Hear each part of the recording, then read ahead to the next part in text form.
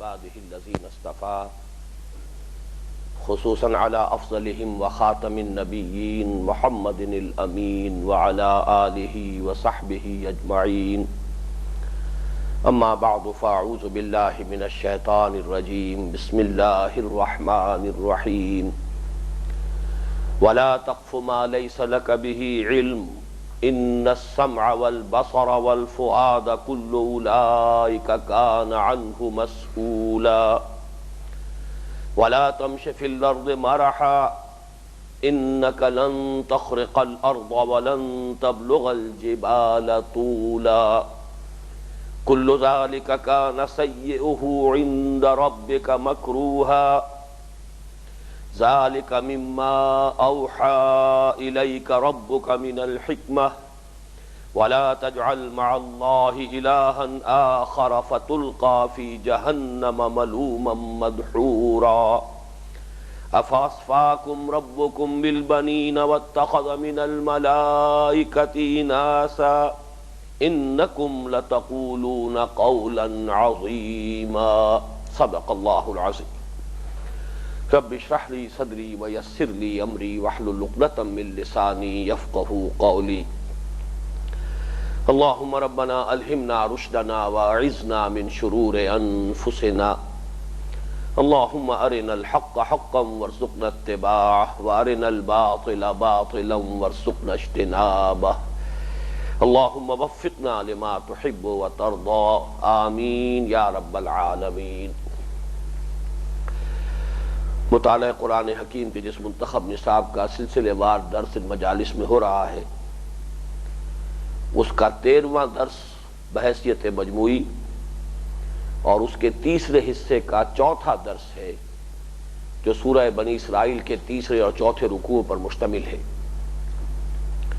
اس سے قبل 6 نشستیں منعقد ہو چکی ہیں اور ابھی مزید 2 نشستوں میں ہم اپنے اس سبق کا مطالعہ مکمل کر سکیں گے۔ کچھ حسن اتفاق ہے یہ کہ حصہ دوم کا بھی ایک درس ہمارا اتنی ہی نشستوں میں مکمل ہوا تھا۔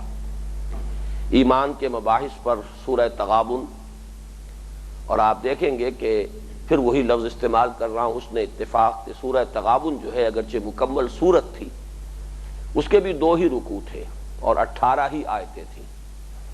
یہ 2 رکوع ہیں، سورہ بنی اسرائیل کا تیسرا اور چوتھا رکوع، اور اس کی بھی آیات جو ہے 18 ہی ہیں، صرف اس فرق کے ساتھ کہ سورہ تغابن میں پہلے رکوع کی آیتیں 10 ہیں، دوسرے کی 8۔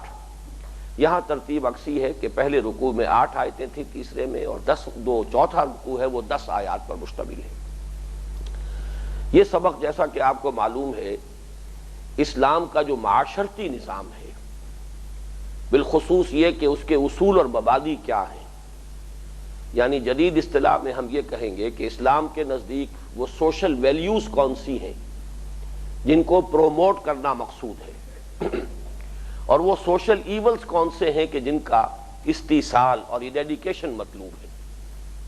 اس اعتبار سے گویا کہ ڈائریکٹو پرنسپلز بن جاتے ہیں کہ اسلامی معاشرت کے اصول کیا ہیں، اس کے مقاصد کیا ہیں، اس کے اہداف کیا ہیں۔ جیسے مثلا میں نے بڑی تفصیل کے ساتھ اس درس کے دوران عرض کیا ہے کہ صرف ایک آیت آئی ہے، وَلَا تَقْرَبُوا الزِّنَا إِنَّهُ كَانَ فَاحِشَةً وَسَاءَ سَبِيلًا۔ زنا کے قریب بھی مت پھٹکو، اس لیے کہ وہ بہت ہی بے حیائی کی بات ہے اور بہت برا راستہ ہے۔ اب صرف اس میں ایک اصول معین ہو گیا ہے، ایک ہدف معین ہو گیا ہے۔ ہمارا پورا معاشرتی ڈھانچہ، ستر اور حجاب کے احکام، سیگریگیشن آف سیکسز، مخلوط معاشرہ نہیں بلکہ علیحدہ علیحدہ میدان کار، مردوں کے اور عورتوں کے علیحدہ علیحدہ فرائض کا تصور، ذمہ داریوں کا تصور، یہ ہمارا یوں سمجھیے کہ اسلام کے معاشرتی نظام کی جو اہم ترین علامت ہے، جو اسے دنیا کے دوسرے معاشروں سے ممیز کرتی ہے۔ اس کے اگر تمام ان عملی پہلوؤں کو دیکھیں گے تو ان سب کا در حقیقت ہدف کیا ہے؟ وَلَا تَقْرَبُوا الزِّنَا إِنَّهُ كَانَ فَاحِشَةً وَسَاءَ سَبِيلًا۔ اس اعتبار سے یہ 2 رکوع بہت اہم ہیں کہ اسلام کے نظام معاشرت کے لیے بنیادی اصول، بنیادی مقاصد اور ڈائریکٹو پرنسپل جو ہے ان 2 رکوعوں میں آ گئے ہیں۔ اللہ کا شکر ہے کہ اب ہم اس کے آخری حصے پر پہنچ گئے ہیں۔ آج جو پہلی آیت ہے ہمارے درس کی، وہ بھی اسلامی تہذیب، اسلامی ثقافت، اسلامی کلچر کے اعتبار سے نہایت بنیادی اہمیت کی حامل آیت ہے۔ وَلَا تَقْفُ مَا لَيْسَ لَكَ بِهِ عِلْمٌ إِنَّ السَّمْعَ وَالْبَصَرَ وَالْفُؤَادَ كُلُّ أُولَٰئِكَ كَانَ عَنْهُ مَسْئُولًا۔ گزشتہ نشست کے آخر میں اس کا کچھ تذکرہ ہو گیا تھا، اس لیے کہ کچھ وقت ہمارے پاس تھا۔ تقفو، لا تقفو، مت پیچھے پڑو، مت پیروی کرو، مت درپے ہو اس چیز کے ما لیس لک بہ علم، جس کے لیے تمہارے پاس کوئی علم نہیں۔ یہ قاف، فا اور یا کا مادہ آتا ہے پیچھے لگنا، پیچھے لگانا۔ وقفینا، ہم نے پیچھے لگایا، من بعدہ بالرسل، ان کے بعد بہت سے رسولوں کو ہم نے پے بپے بھیجا۔ تو یہ جو اسی سے لفظ بنا ہے قافیہ، اشعار کے آخری میں جو ایک یکسانی پیدا کرنے کے لیے قافیہ اور ردیف کے الفاظ کے جو بہت ہی عام ہیں، مستعمل ہیں، قافیہ اسی سے بنا ہے۔ تو لا تقف ما لیس لک بہ علم، ان چیزوں کے درپے نہ ہو۔ اس میں دونوں چیزیں سامنے آ جائیں گی۔ پیچھے لگنا یعنی پیروی کرنا، کسی ایسی شے کی پیروی نہ کرو کہ جس کے لیے تمہارے پاس علم نہیں، یعنی اوہام پر اپنے موقف کی بنیاد قائم نہ کرو۔ توہمات، خام خواہ کا ایک ظن، گمان، چلے آ رہے ہیں کچھ قصے، اور انہی قصوں کی بنیاد پر آدمی جو ہے وہ اپنا موقف معین کرے، جس کے لیے کوئی دلیل نہیں ہے، نہ عقل میں ہے، نہ منطق میں ہے، نہ انسان کے تجرباتی علوم سے اس کے لیے کوئی دلیل موجود ہے۔ یہ در حقیقت بہت ہی بنیادی ہدایت ہے، اور اسی سے ایک نئے دور کا آغاز ہوا انسانی تاریخ میں کہ توہمات کو ترک کر کے حقائق پر اپنے موقف کی بنیاد قائم کرو۔ یہ جو علامہ اقبال نے بھی کہا ہے اپنے ریکنسٹرکشن میں کہ اسلام نے در حقیقت اس دور کا آغاز کیا ہے قرآن نے، کہ جس دور کے نتیجے میں پھر سائنس کا ارتقا ہوا ہے۔ اسی لیے علامہ تو یہاں تک کہہ گئے ہیں کہ موجودہ جو مغربی تہذیب ہے، اس کا جو انر کور ہے وہ خالص قرآنی ہے۔ اس کے جو مظاہر ہیں، جو انہوں نے تفصیلات میں جا کر اپنے لیے شکلیں اختیار کر لی ہیں معاشرتی اعتبار سے یا دوسرے جو نظام ہے اقتصادی اور سیاسی، ان کو علیحدہ رکھیے، لیکن جو انر کور ہے of the present western civilization وہ قرآنک ہے۔ کس اعتبار سے؟ کہ قرآن نے نفی کی ہے توہمات پر اپنے موقف کی بنیاد مت رکھو، علم پر اپنے موقف کی بنیاد قائم کرو۔ وَلَا تَقْفُ مَا لَيْسَ لَكَ بِهِ عِلْمٌ۔ اس میں ہمارے عام طور پر مفسرین نے، اور میں حیران ہوا کہ مولانا امین حسن اصلاحی صاحب نے بھی شکل اختیار کی ہے، حالانکہ وہ بالعموم گہرائی میں جاتے ہیں، اس کو ایک عام صرف اخلاقی ہدایت کی حیثیت سے لیا ہے ہمارے اکثر مفسرین نے۔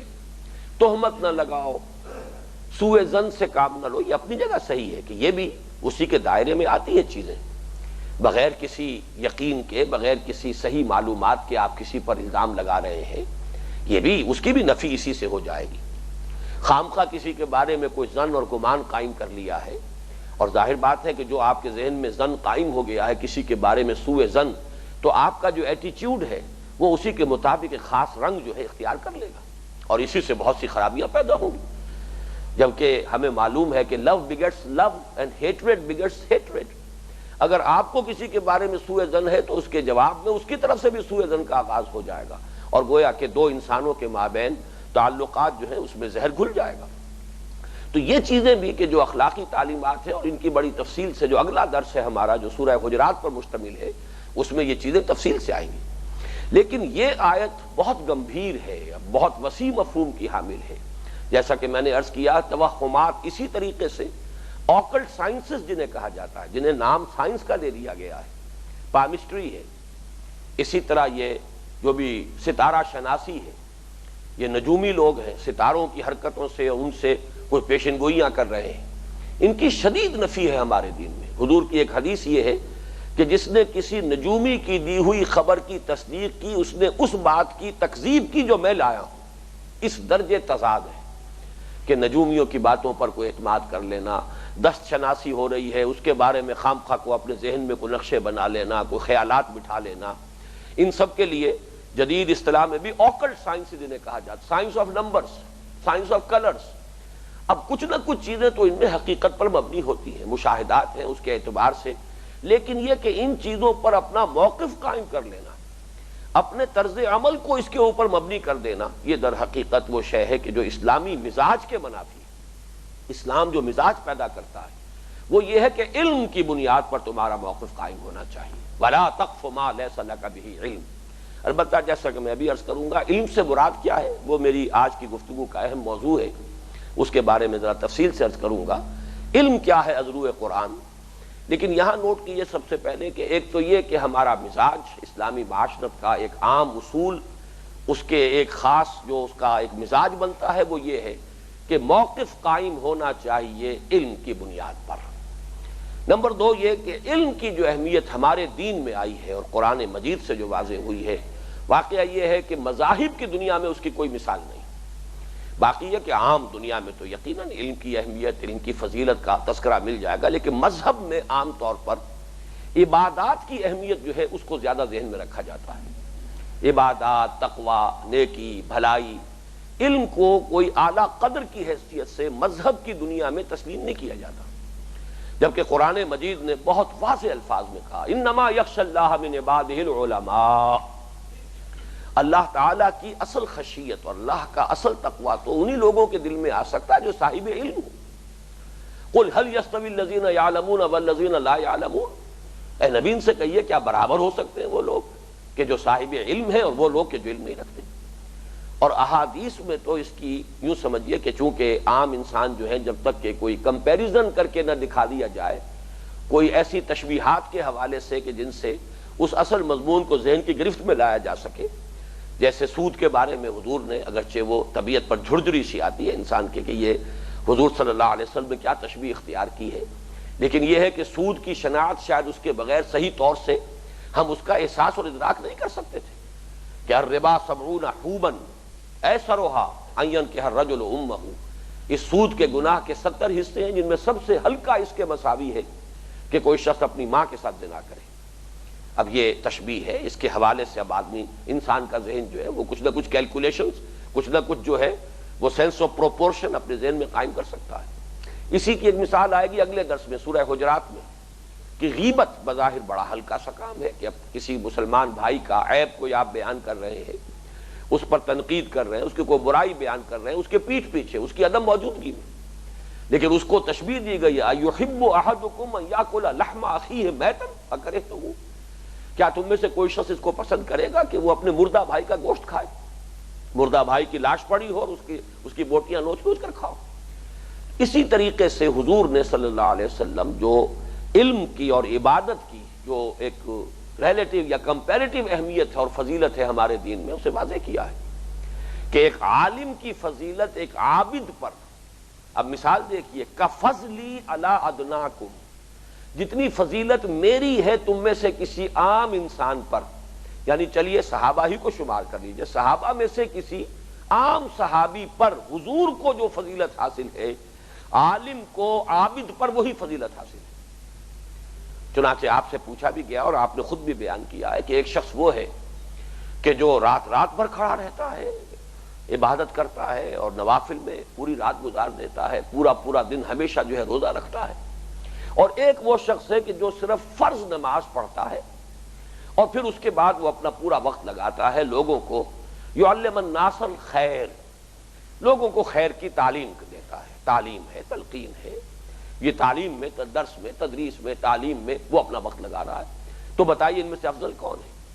حضور نے یہاں بھی وہی تمثیل اختیار کی کہ وہ شخص جو صرف فرض نماز ادا کرے اور بقیہ اپنا وقت پورا جو ہے خیر کی تبلیغ میں، تعلیم میں صرف کرتا ہے، اس کی فضیلت اس شخص پر جو پوری رات کھڑا رہتا ہے نماز میں اور ہمیشہ روزہ رکھتا ہے، اس پر اتنی ہی ہے کہ فضلی علی ادناکم، جتنی فضیلت کے مجھے حاصل ہے ذاتی اعتبار سے تم میں سے کسی عام انسان پر. یہ ریشو پروپورشن جو ہے علم کی، میں یہ سمجھتا ہوں کہ مذاہب کی تاریخ میں ممکن نہیں ہے کہ اس کی کوئی اور مثال موجود ہو.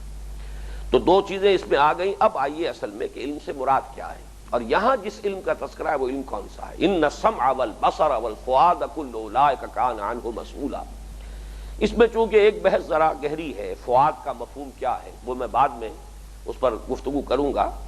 پہلے یہ نوٹ کر لیجئے، وہ جو تقسیم ہے یہاں پہ ذرا لگائیے، چونکہ میں ان اجتماعات میں، نشستوں میں اب مختلف جو اہم موضوعات ہیں ان کے ضمن میں جو بھی میری سوچ اب عمر کے اس آخری مرحلے میں جو بھی انتہائی نتائج ہیں جو میں نے اخذ کیے ہیں، میں کوشش کر رہا ہوں کہ وہ آپ حضرات کے سامنے آ جائیں.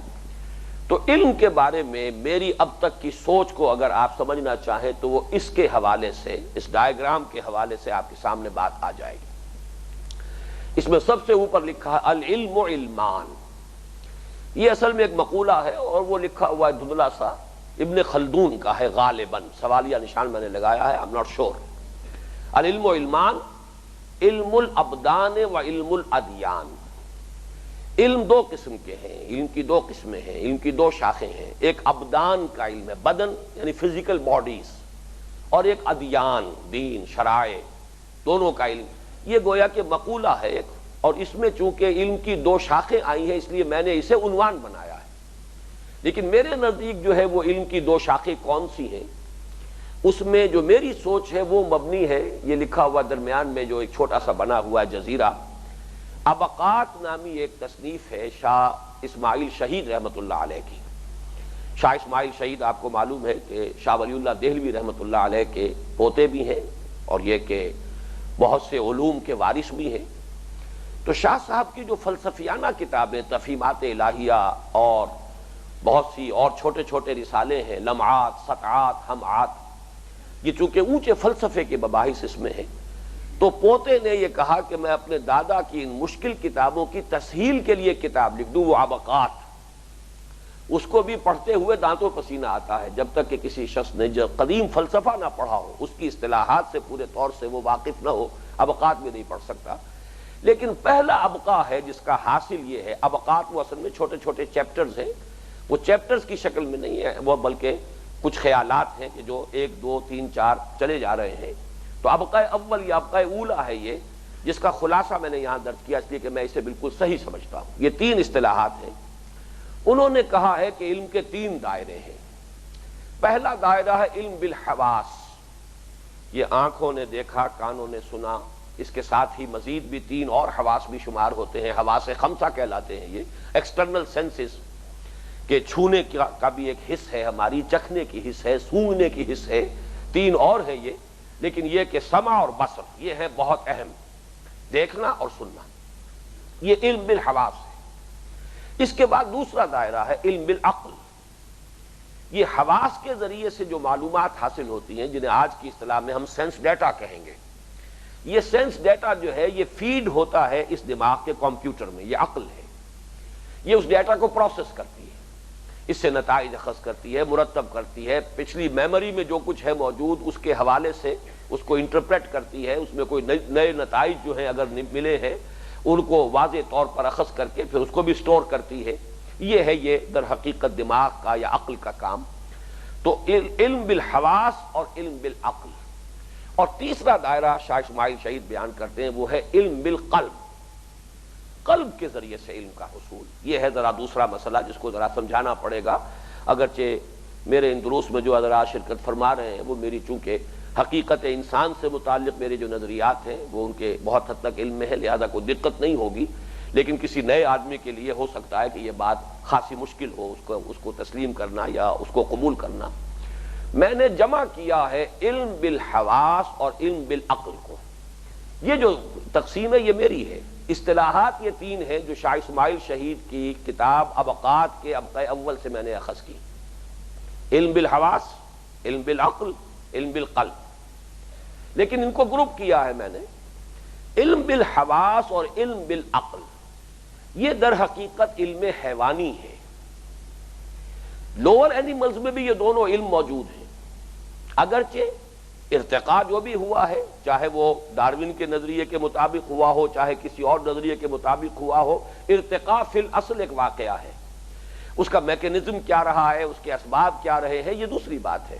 نظریہ ارتقاء کا تعلق اس سے ہے، ارتقاء تو ہوا ہے، لوور اینیملز، ہائر اینیملز، اور سب سے بلندی پر یعنی ڈارون کے نقطہ نظر سے بھی جو ایولیوشن ٹری ہے اس کے ٹاپ پر ہے ہومو سیپینس، یہ انسان، اور ویسے بھی سب مانتے ہیں اشرف المخلوقات۔ تو ظاہر بات ہے کہ وہ علم حیوانی ترقی پا کر انتہا کو پہنچا ہے انسان میں، لیکن یہ انسان کے اس حیوانی وجود کا علم ہے۔ حیوانات میں بھی ہے، میں نے کئی مرتبہ ایک مثال دی ہے بہت سادہ سی، کہ ایک کیڑا ایک دفعہ چل رہا تھا ایک طرف کو، جیسے راؤنڈ ورم ہوتا ہے ایسا ہی کیڑا چھوٹا سا، لیکن اس کے بال وغیرہ بھی تھے کافی، اور وہ ایسے کیڑے ہوتے ہیں کہ جو کہیں چھو جائیں تو خارش وارش بہت ہو جاتی ہے. بس وہ چل رہا تھا, میں نے اس کے آگے ایک تنکا رکھ دیا. اس نے جب اس کو دیکھا, محسوس کیا تنکا ہے, اس نے اپنی ڈائریکشن چینج کر لی. میں نے وہی تنکا اٹھا کر پھر وہاں رکھ دیا. اس کے سامنے پھر رکاوٹ آ گئی, اس نے پھر ڈائریکشن چینج کی. تیسری مرتبہ پھر میں نے کیا, اس نے پھر ڈائریکشن چینج کی. چوتھی مرتبہ وہ اس تنکے کے اوپر سے گزرا. میں نے نتیجہ یہ نکالا کہ سارا جو مینٹل پروسیس ہے وہ اس میں موجود ہے. اس کے اندر سینس ہے, اس نے سینس کیا ہے کہ آبسٹرکشن آ گئی ہے. وہ ٹچ کے ذریعے سے ہوا یا دیکھ کر ہوا, اس کو چھوڑ دیجئے, ایکسٹرنل سینس آرگنز اس کے ہیں. محسوس کیا, پھر عقل سے کام لیا کہ آبسٹرکشن ہے, I must change my direction. ایک مرتبہ, دو مرتبہ, تین مرتبہ, پھر اس نے فیصلہ کیا کہ یہ جو آبسٹرکشن ہے پیچھا نہیں چھوڑ رہی ہے, I have to overcome it. اب اس میں اس کی ول, اس کا فیصلہ, اس کا ایک عزم ہے جو اس نے اس کو مرتب کیا ہے, فیصلہ کیا. اور ہمارے اندر جو علم ہے, جس کو ہم حیوانی علم کہیں یا سائنسی علم, جو بھی مادی علم ہے, وہ اس کی حقیقت اس سے زیادہ کچھ نہیں. کہ یہ جو بھی سینس ڈیٹا ہمیں فراہم ہوتا ہے ان تمام سینس آرگن سے, ان کو یہ دماغ کا کمپیوٹر پروسیس کرتا ہے, انفر کرتا ہے, نتیجے نکالتا ہے. ثابت جو پہلے سٹور کیا ہوا ہے اس سے اس کے حوالے تلاش کرتا ہے, کس جگہ اس کا ریفرنس ہے, کس کے ساتھ یہ جوڑ کھاتا ہے, کس سے اس کا تعلق اور ربط ہے, اس کے ساتھ اس کو قائم کرتا ہے. اور اسی طرح تدریجاً علم انسانی کا ارتقاء ہو رہا ہے. اس کے لیے انگریزی کا لفظ میں نے استعمال کیا ہے ایکوائرڈ نالج. یہ علم ہے جو حاصل کیا جاتا ہے. ان السمع والبصر, یہ سمع سے, بصر سے معلومات حاصل ہوئی, عقل نے اس سے نتیجہ اخذ کیا, اور اس سے انسان نے اپنا علم کا اضافہ کیا.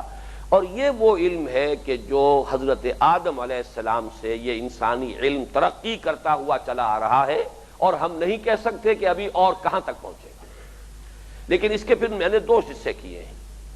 ایک یہ کہ اس کے علم کا ایک گوشہ وہ ہے جو خالص فزیکل سائنسز, سائنس لکھا ہے یہاں پہ آپ, فزیکل سائنسز, طبیعیاتی علوم, علوم طبیعیاتی.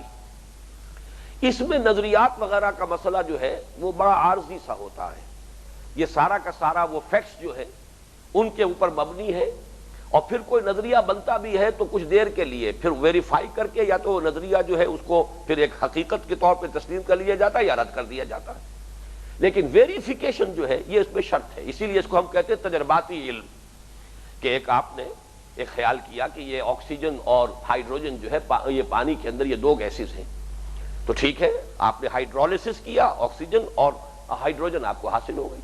اب اس کو ریورس بھی کیجئے, ان دونوں کو ملانے سے پانی بن جاتا ہے کہ نہیں؟ اگر بن گیا تو اس کا مطلب یہ ہے کہ اب اس میں کسی شک و شبے کی گنجائش نہیں ہے کہ یہ H2O ہے, اس میں ہائیڈروجن بھی ہے, اس میں آکسیجن بھی ہے, اس ریشو سے ہے, اور اس طریقے سے یہ پانی کے یہ دو اجزاء ہیں. اب اس میں کسی شک و شبے کی گنجائش نہیں.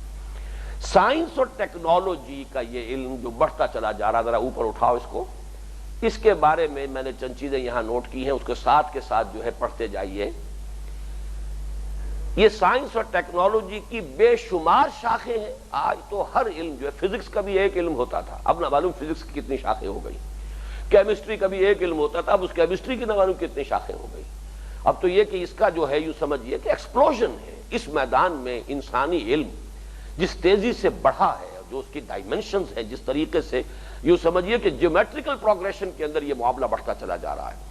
اسی لیے دو الفاظ میں نے لکھے ہیں کہ ٹیکنالوجی بے شمار شاخیں اور بے پناہ عروج ہے. اور علامہ اقبال کا ایک شعر اس کے حوالے سے نوٹ کر لیجئے, عروج آدم خاکی سے انجم سہمے جاتے ہیں کہ یہ ٹوٹا ہوا تارا مہ کامل نہ بن جائے. یہ مہ کامل بننے کا جو انسان کا معاملہ عروج آدم خاکی کا ہو رہا ہے, چاند پر تو پہنچ ہی گیا اور نہ معلوم کہاں تک پہنچ جائے گا. عروج آدم خاکی سے انجم سہمے جاتے ہیں کہ یہ ٹوٹا ہوا تارا مہ کامل نہ بن جائے. اب دوسرا ہے فلسفہ. یہ انسانی عقل جو ہے کوشش کرتی ہے اس کائنات کی جو بڑی اہم گتھیاں ہیں ان کو سلجھانے کی. فلسفہ نام ہے اس کا, کہ انسان اپنے عقل کے حوالے ہی سے, منطق کے ذریعے سے معلوم کرے حقیقت کیا ہے, وجود کی حقیقت کیا ہے, کائنات کی حقیقت کیا ہے, حیات کی حقیقت کیا ہے, انسان کی حقیقت کیا ہے, یہ تمام نیکی کی حقیقت کیا ہے, بدی کی حقیقت کیا ہے, علم کی حقیقت کیا ہے. اگرچہ یہ تمام چیزیں فزیکل سائنسز کے دائرے کی نہیں ہے, اسی لیے جو فلسفہ ہے یہ حتمی نہیں ہے, یقینی نہیں ہے. جو جتنا بڑا فلسفی ہوگا اتنا ہی اس کے اندر ہیوملٹی ہوگی. وہ کہے گا کہ بس یہ معلوم ہوتا ہے کہ ایسا ہے, ہم یقین سے کچھ نہیں کہہ سکتے. ہمارے ہاں تو چوٹی کا آدمی علامہ اقبال ہے، اور ریکنسٹرکشن کے دیباچے میں انہوں نے بھی کہہ دیا ہے کہ میں ہرگز یہ دعویٰ نہیں کرتا کہ جو کچھ میں نے اپنے ان خطبات میں کہا ہے وہ حرف آخر ہے۔ ہمارا اصل فرض یہ ہے کہ ہم اپنا ایک طالب علمانہ انداز برقرار رکھیں، غور و فکر کے عمل کو جاری رکھیں، اور عین ممکن ہے کہ آئندہ اس سے صحیح تر خیالات سامنے آئیں۔ یہ علامہ اقبال کہہ رہے ہیں، حکیم الامت ہے، حکیم الملت ہے، مشرق مغرب کے فلسفے کھنگال کر قرآن مجید کے اندر اس کے بحر مہر میں غواصی کرنے کے بعد ایک شخص جو ہے وہ اس ہیومینٹی کے ساتھ بات کر رہا ہے۔ فلسفہ جو ہے یقین نہیں دے سکتا، لیکن یہ کہ بہرحال گریپل کرتا ہے، انسان کی ایک ضرورت ہے، وہ چاہتا ہے کہ حقیقت کو معلوم کرے، یہ حقیقت ہے کیا، اور اصل حقیقت جو ہے وہ حواس کے دائرے سے باہر ہے، ماورا ہے۔ اسی لیے باوراء الطبعیات فلسفے کی پھر دو شاخیں میں نے کی ہیں، ایک ہے اصل میٹا فزکس، ماوراء الطبعیات اصل حقائق جاننا، ایک ہے عمرانیات، سوشولوجی، کیا ہونا چاہیے، انسان کی سیاست کیسے چلنی چاہیے، اقتصادیات، اکنامکس، پولیٹیکل سائنس، یہ سب کیا ہے، سوشولوجی، یہ سب سوشل سائنسز جن کو ہم کہتے ہیں، یہ عمرانیات ہیں۔ اس میں بھی انسانی عقل ہے، غور کرتی ہے، سوچتی ہے، ٹھوکریں بھی کھاتی ہے، غلط فیصلے بھی کر لیتی ہے، اور غلط فیصلوں کا نتیجہ جب سامنے آتا تو معلوم ہوتا ہے کہ بہت بڑی تباہی ہو گئی، بڑی ٹھوکر کھائی ہے، لیکن وہ تو بعد میں جا کے پتہ چلتا ہے۔ تو یہ ہے انسانی علم، اس کو معین کر لیجئے، یہ ہے علم بالحواس اور علم بالعقل کا مجموعہ۔ ان دونوں کے نتیجے میں ایک طرف فزیکل سائنسز ہے جو چل رہی ہیں، چلتی جائیں گی، بڑھتی جائیں گی، اور نہ معلوم کہاں تک جائیں گی۔ دجال کی جو بھی صفات بیان ہوئی ہیں در حقیقت وہ سب کی سب جو ہیں آج ہمارے سامنے ہیں۔ سائنس، ٹیکنالوجی، سرجری، میڈیسن، نہ معلوم جینیٹکس، اب تو یہ ہے کہ انسانوں کے اوصاف بھی اب آپ جو ہے وہ طے کر سکیں گے۔ جینیٹکس جو ہے انجینئرنگ ہو رہی ہے اس کی کہ بیٹھ کر جینز کے اندر آپ جو ہے رد و بدل کر سکیں اور جس طرح کے چاہیں اوصاف پیدا کر لیں۔ یہ ساری جو ہے یہ دجالیت اپنی انتہا کو پہنچ رہی ہے، وہ یہی ہے، یہ سائنس ہے۔ دجالیت اس لیے بن گئی کہ وہ جو دوسرا علم تھا اس سے انسان نے اپنی آنکھیں بند کر لیں، علم ہدایت کو ترک کر دیا۔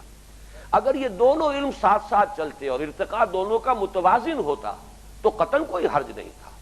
جتنا آگے انسان کا علم چلا جاتا سائنس اور ٹیکنالوجی، اتنی ہی وہ ہدایت جو ہے وہ بھی ساتھ ساتھ چلی آ رہی ہے۔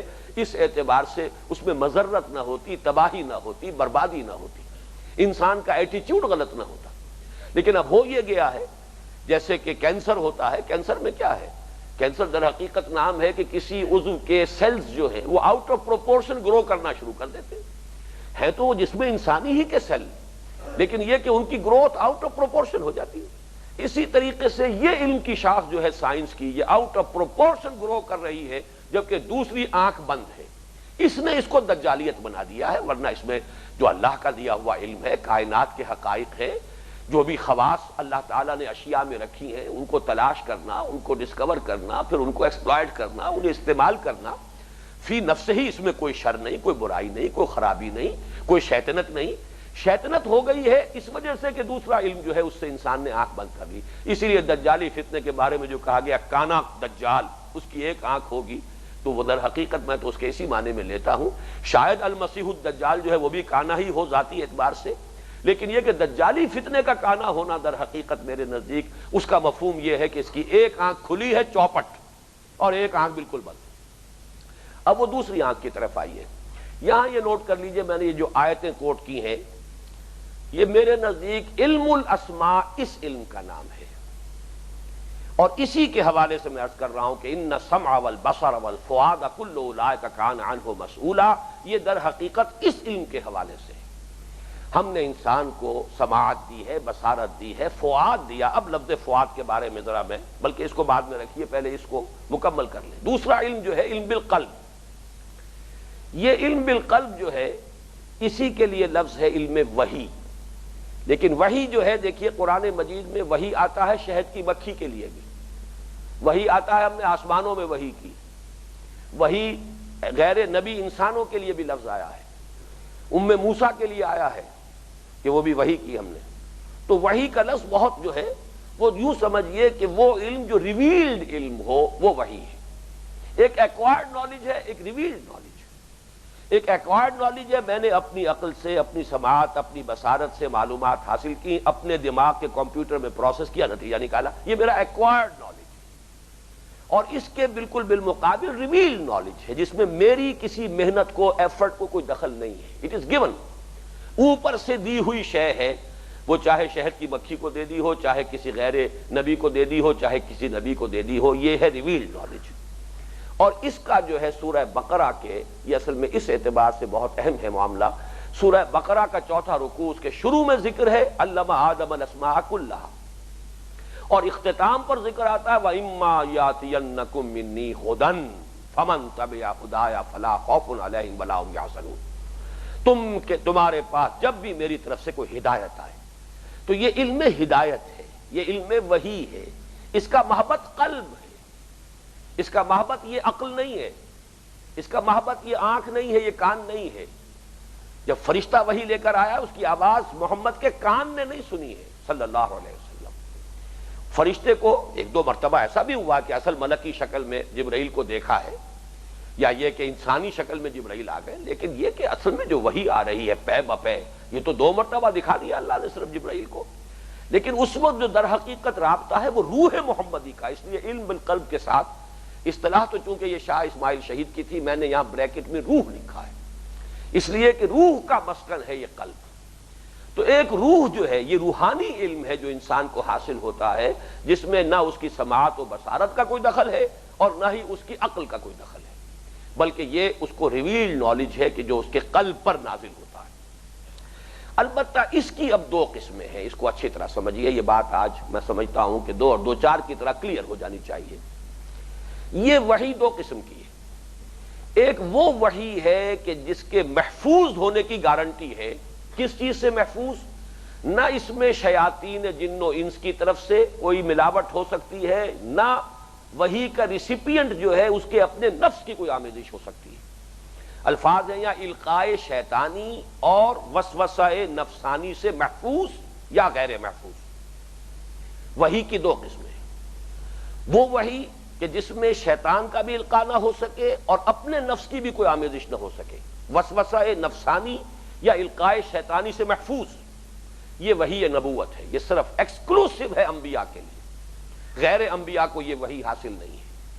غیر انبیاء کو جو وحی ہوتی ہے اس کے اندر القائے شیطانی بھی ہو سکتا ہے، وسوسہ نفسانی بھی ہو سکتا ہے. اس کا نام ہے الہام. وہ صحیح ہو تو رؤیائے صادقہ، اسی کا نام ہے کشف. یہ آپ کو معلوم ہونا چاہیے، یہ چیزیں ضروری نہیں ہے کہ مسلمان ہی کو ہوں، یہ تو وہ در حقیقت قلب اور روح تو ہر ایک کے اندر ہے. لہذا یہ چیزیں جو ہے غیر مسلم کو، غیر مومن کو، وہ لوگ جو اپنی کوئی ورزشیں کرتے ہیں، روحانی ورزشیں کرتے ہیں، نفسیاتی ورزشیں کرتے ہیں، ریاضتیں کرتے ہیں، تپسیائیں کرتے ہیں، ان کی روحیں جو ہے ان میں بالندگی پیدا ہو جاتی ہے اور ان کا ایک تعلق ہو جاتا ہے عالم امر کے ساتھ. لہذا وہاں سے وہ القاء، الہام، تحدیث، رؤیائے صادقہ، تحدیث، یہ تمام چیزیں ہوں گی. اب آپ غور کیجئے کہ خواب دیکھا تھا حضرت یوسف علیہ السلام جہاں تھے مصر میں، اس وقت جو بادشاہ تھا اس نے خواب دیکھا تھا، جس کے خواب کی تعبیر جو ہے وہ حضرت یوسف علیہ السلام نے بتائی. اس کا مطلب ہے کہ وہ تو صحیح خواب تھا، اس کے اندر جو ہے حقیقت کی عکاسی ہو رہی ہے. آنے والے وہ جو اقبال نے کہا ہے کہ کھول کر آنکھیں میرے آئینہ افکار میں آنے والے دور کی دھندلی سی تصویر دیکھ، وہ تو حالات کی ایک تصویر آ رہی ہے. اس اعتبار سے یہ جو ہے یہ باقاعدہ آج کے مادہ پرستانہ دور میں ہمارے مذہبی مفکرین بھی جو روح کے علیحدہ وجود کے قائل نہیں ہیں وہ اس کے منکر ہیں. وہ نہ الہام کو مانتے ہیں، نہ کشف کو مانتے ہیں، نہ رؤیا کو مانتے ہیں. حالانکہ صحیح صحیح حدیثیں موجود ہیں. حضور نے فرمایا کہ نبوت میں سے اب کچھ باقی نہیں رہا سوائے رؤیائے صادقہ کے. ایک اور حدیث ہے کہ یہ رؤیائے صادقہ جو ہے نبوت کا 46واں یا 60واں جز ہے. سچے خواب جسے آ رہے ہیں، کمنگ ایونٹس، اس کا علم اسے حاصل ہو رہا ہے. خواب کے ذریعے سے کیسے ہو رہا ہے؟ معلوم ہوتا ہے کہ کہیں سے کوئی القاء ہوا ہے. یہ اس کے اپنے عقل کے، اپنے منطق کا، اپنے سوچ کا سان گمان بھی نہیں ہوتا اور آدمی کو کوئی چیز جو ہے وہ نظر آتی ہے. یہ ہے وہ علم کہ جو غیر محفوظ ہے.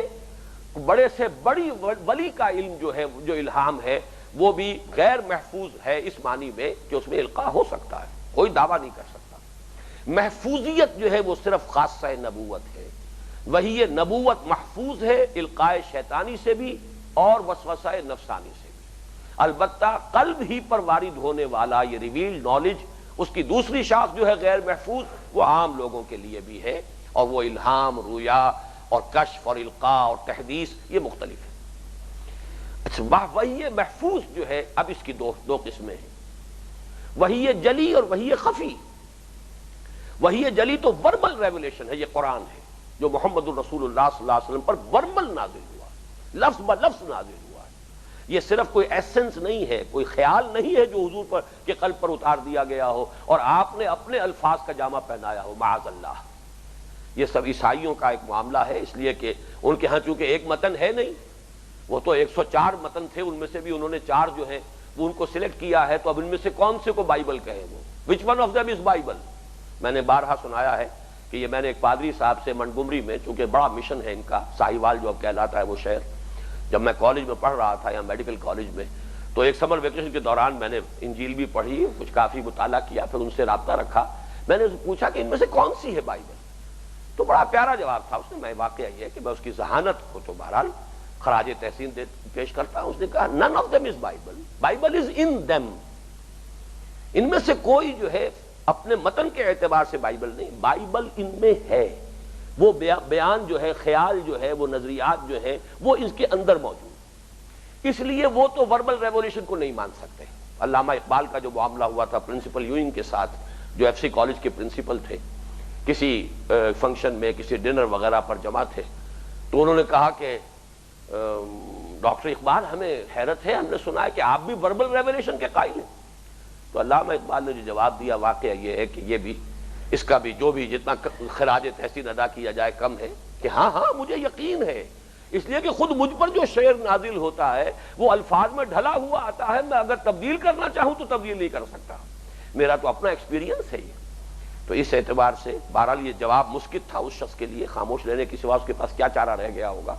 لیکن یہ نوٹ کر لیجئے کہ وحی محفوظ جو ہے نبی کے، اب یہ وحی محفوظ کو میں نے ایک وہ بنایا ہے، وحی محفوظ، وحی جلی، وحی خفی، وحی خفی کے ساتھ ایک ایرو لگایا ہے۔ یہ جو غیر محفوظ وحی ہے عام انسانوں کے لیے، یہ بھی نبی کے لیے محفوظ ہے۔ نبی کو الہام بھی ہوگا، ایک تو ہے کہ جو وحی ہو رہی ہے وربل وحی، وہ تو ہے ہی ہے، وہ تو متن ہے قرآن کا، وحی کو الہام، نبی کو الہام بھی ہوا، نبی کو رویا ہوا۔ اب آپ نے خواب دیکھا تھا کہ ہم عمرہ کر رہے ہیں، اور آپ نے فیصلہ کر لیا کہ چلو، خواب تھا وہ، وحی تھی۔ حضرت ابراہیم نے خواب دیکھا تھا کہ میں اپنے بیٹے کو ذبح کر رہا ہوں، اے بچے میں دیکھ رہا ہوں، انی ارا فی المنام انی اذبحک فانظر ماذا تری، خواب تھا وہ، کوئی وربل ریولیشن نہیں تھی۔ لیکن نبی کی یہ جو گوشہ ہے، یہ جو غیر محفوظ ہے عام انسانوں کے لیے، نبی کے لیے یہ بھی محفوظ ہے۔ نبی کو القاء شیطانی اور وسوسہ نفسانی سے اس درجے محفوظ کر دیا جاتا ہے کہ جو وربل ریولیشن ہے وہ تو خیر محفوظ ہے ہی لفظ بلفظ، لیکن جو ان کا خواب ہوگا، جو ان کا الہام ہوگا، جو ان کو القاء ہوگا، مثلا آتا ہے حدیث کے اندر، نفث فی روعی، جبرائیل نے میرے دل میں یہ بات ڈال دی ہے۔ اب نبی کے دل میں بات آ گئی، اسی کا نام الہام ہے، اسی کا نام القاء ہے۔ تو القاء، الہام اور یہ رویا، یہ سب نبی کے لیے یہ بھی وحی ہے، محفوظ ہے۔ تو نبی کی وحی نبوت دو حصوں پر مشتمل ہوئی، ایک وحی جلی اور ایک وحی خفی۔ ان دونوں سے جو کچھ حاصل ہوتا ہے ذرا اٹھا دو اب اس کو بھی پھر دو حصوں میں تقسیم کیا، حکمت اور احکام۔ احکام، ڈوز اینڈ ڈونٹس، یہ جو ہمارے اس وقت ہم نے پڑھے ہیں ان دو رکوعوں میں، یہ کرو یہ نہ کرو، یہ حرام، یہ فرض، یہ واجب، یہ لازم۔ حکمت، وزڈم، اب ان دونوں کی بھی دو قسمیں ہیں۔ حکمت بھی ایک حکمت کلی ہوتی ہے، حکمت اصولی۔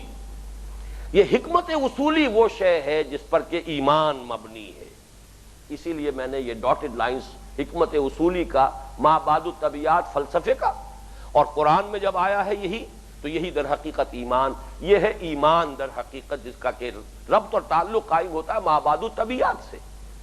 یہ میں نے ایمان کے موضوع پر جو 5 لیکچرز پچھلے سال دیے تھے محاضرات میں، کہ ایمان کا موضوع وہی ہے جو فلسفہ ما بعد الطبیعات کا موضوع ہے۔ حقیقت وجود، حقیقت علم، حقیقت خیر و شر، حقیقت انسان، حقیقت حیات، یہ تمام موضوعات جو ہے تو میٹا فزکس کے ہیں۔ تو میٹا فزکس میں جو فلسفہ عقل کے ذریعے سے جب گریپل کرتا ہے انسان ان مسائل پر، تو وہ فلسفہ بنتا ہے، اور اسی کی جو رہنمائی وحی کے ذریعے سے ملی ہے وہ حکمت اصولی ہے۔ حکمت ایمانیہ را ہم بخواں، بڑا پیارا شعر ہے، چند خانی حکمت یونانیہ، حکمت قرآنیہ یا حکمت ایمانیہ را ہم بخواں، مولانا روم کا شعر ہے، کب تک یونانیوں ہی کی حکمت اور فلسفے کو پڑھتے رہو گے؟ چند خانی حکمت یونانیہ، حکمت ایمانیہ را ہم بخواں، تم ایمان کی حکمت کو پڑھو اور سمجھو اور غور کرو۔ حکمت ایمانیہ، حکمت قرآنیہ ایک ہی شے ہے۔ دوسرا ہے حکمت تفصیلی، احکام کی حکمتیں بھی بیان کی گئی ہیں، یہ کام کیوں تم پر فرض کیا گیا ہے، اس کے اندر کیا حکمتیں ہیں۔ اس حکمت تفصیلی کی موضوع پر شاہ ولی اللہ دہلوی رحمۃ اللہ علیہ کی مارکۃ الآراء کتاب ہے، حجت اللہ البالغہ، احکام شریعت کی حکمتوں کی تفتیش، کھوج، ان کو بیان کرنا۔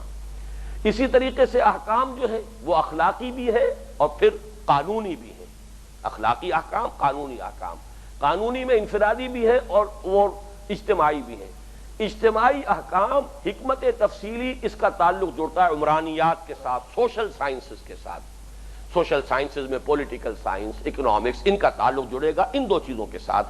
جو ریویل نالج کے اندر ہمیں حکمت تفصیلی مل رہی ہے اور احکام اجتماعیہ مل رہے ہیں، ان کو جوڑ کر ہم اسلامک سوشالوجی مرتب کریں گے کہ اسلام نے سوشالوجی میں اور اس کے مختلف شعبے میں کیا ہدایات دی ہیں۔ یہ ہے علم کی دو قسمیں۔ اب اس میں جو نیچے ایک بات آخری میں نے لکھی ہے، میں نے دونوں پہ ایک سوالیہ نشان لگایا ہے۔ یہ ایک میرا خیال ہے، ابھی میں اس کو قطعیت کے ساتھ نہیں کہہ سکتا، لیکن کافی رجحان میرا ہے کہ پہلا علم جو ہے انسانی علم، جس کو علم الاسماء بھی کہا گیا ہے، خلافت کی بنیاد وہ ہے۔ دنیا کی خلافت انہیں ملے گی جو اس علم میں آگے نکل جائیں گے۔ البتہ امامت کی بنیاد یہ ہے، انی جاعلک للناس اماما، یہ امامت ہے، ہدایت کی امامت۔ حضرت ابراہیم علیہ السلام دنیاوی اعتبار سے نہ حکومت قائم ہوئی، نہ ان کا کوئی اور کبھی ان کے ہاتھوں انقلاب برپا ہوا، لیکن اللہ تعالیٰ نے وہ ہدایت جو ہے ریویل نالج وہ انہی کی نسل کے اندر رکھ دی۔ اس اعتبار سے انی جاعلک للناس اماما، یہ امامت الناس ہے جس کی بنیاد اور اساس ہے ریویل نالج۔ لیکن یہ ہے خلافت، اس لیے کہ خلافت ہی کا مسئلہ ہے کہ جو سورہ بقرہ کے 4 رکوع میں آیا ہے، اور وہ یہ ہے انی جاعل فی الارض خلیفہ۔ اس پر جو بھی کچھ استفہام ہوا فرشتوں کی طرف سے، پھر اس کے لیے اللہ تعالیٰ نے ان کی تسلی کے لیے جو بات کہی وہ یہ ہے کہ ہم نے اسے علم بھی عطا کیا ہے، اور وہ علم علم الاسماء ہے، وہ علم ہدایت نہیں ہے۔ وہ علم ہدایت تو آخر میں پھر تذکرہ ہو رہا ہے، جب چارج دے دیا گیا زمین کا، اب اترو اس سے، اہبطوا منہا، اب اترو، یہ جنت تو تمہارے لیے ایک آزمائشی ٹریننگ پیریڈ تھا، یہاں پہ جو تمہارا قیام تھا، ب یہاں سے اترو، تمہارے لیے اصل جگہ جو ہے وہ زمین ہے، اس کا چارج سنبھالو۔ اما یاتینکم منی ھدی فمن تبع ہدای فلا خوف علیہم ولا ھم یحزنون، اب جب بھی میری طرف سے ہدایت تمہیں پہنچے، جو کوئی اس ہدایت کی پیروی کریں گے ان کے انہیں خوف ہوگا نہ کوئی حزن، اور جو لوگ اس کا انکار کریں گے اور جھٹلائیں گے پھر ان کے لیے عذاب علیم ہے۔ یہ ہے در حقیقت علم کی دو قسمیں، ان میں سے ہر ایک کو اپنی اپنی جگہ پر سمجھنا، ہر ایک کا صحیح صحیح محل اور مقام معین کرنا، پھر ریویل نالج کا ایکوائرڈ نالج کے ساتھ کہاں کانٹیکٹ قائم ہوتا ہے، کس شے کا کس شے سے تعلق ہے۔ میٹا فزکس کا، فلسفے کا تعلق ایمانیات کے ساتھ ہے، سوشالوجی کا تعلق حکمت تفصیلی اور اجتماعی احکام کے ساتھ ہے۔ ان دونوں سے مل کر در حقیقت وہ علم جس کو ہم اب کہہ رہے ہیں علم، گویا کہ اس آیت میں جو کہا گیا ہے وَلَا تَقْفُ مَا لَيْسَ لَكَ بِهِ عِلْمٌ إِنَّ السَّمْعَ وَالْبَصَرَ وَالْفُؤَادَ كُلُّ أُولَٰئِكَ كَانَ عَنْهُ مسؤولا۔ اس میں اصولی ہدایت یہ آئی کہ تمہارا موقف علم پر قائم ہونا چاہیے۔ وہ علم یا تو وہ علم ہوگا ایکوائرڈ نالج، فزیکل سائنسز کے ذریعے سے آیا ہو جو حتمی ہو اور یقینی ہو، یا علم وہ ہوگا کہ جو وحی کے ذریعے سے آیا ہو، وحی بھی پروٹیکٹڈ وحی جس کی حفاظت کی ضمانت دی گئی ہو، یا اس کے ذریعے سے آئے گا۔ جو کرنا ہو یا اس بنیاد پر یا اس بنیاد پر، تیسری کوئی اساس نہیں ہونی چاہیے جس پر تمہارا موقف قائم ہو۔ یہ گویا کہ ایک بڑی اہم بنیادی ہدایت ہے جس پر اسلامی تہذیب اور تمدن اور ثقافت کی بنیاد ہے۔ اقول قولی ھذا واستغفر اللہ لی ولکم ولسائر المسلمین والمسلمات۔